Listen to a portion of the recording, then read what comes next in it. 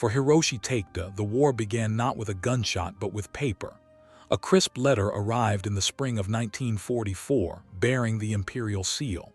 At just 19 years old, he was summoned to serve as emperor. His mother's hands trembled as she held the letter. His father stood silent, hiding sorrow beneath a mask of pride. Hiroshi, clutching the page, felt his chest tighten. Training was brutal. Days blurred into endless drills under a sun that burned like fire. Officers barked until their throats cracked. A soldier's honor is death. Hiroshi's body toughened, but his heart did not. At night, lying on straw mats, he touched the bamboo flute his brother had carved. His brother had marched off to China years before and never returned. The flute sang of loss, of fate waiting at the horizon. When the time came, Hiroshi boarded a transport ship crowded with boys who looked no older than himself. Their laughter was nervous, too loud to be real. Salt wind stung his face as the coastline of home faded behind him. No mother to wave, no father to see him off. Only the ocean vast, merciless, endless, stretching before him. The sea whispered the same truth that his brother's flute had always known. Few who leave will return. Weeks later, the ship anchored at a nameless island in the Pacific. Hiroshi's new home was nothing more than rock and jungle, ringed by coral reefs and swarming insects. The Japanese command called it a fortress.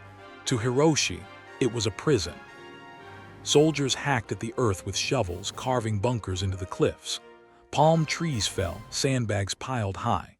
Tunnels dug deep into volcanic rock became their sleeping quarters, dark and damp. The heat was unbearable. Thick, wet air clung to every breath, sweat-soaking uniforms by midday. Water was rationed, food scarce. A ball of rice, a scrap of fish, sometimes nothing. Hunger gnawed constantly. At night, Hiroshi listened to the jungle. It was alive, whispering with insects and unseen creatures. The men joked nervously about spirits moving among the trees.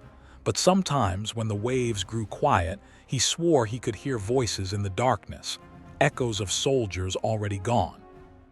The officers spoke of duty, of dying with honor when the Americans arrived. But Hiroshi wasn't sure what honor meant on this suffocating island.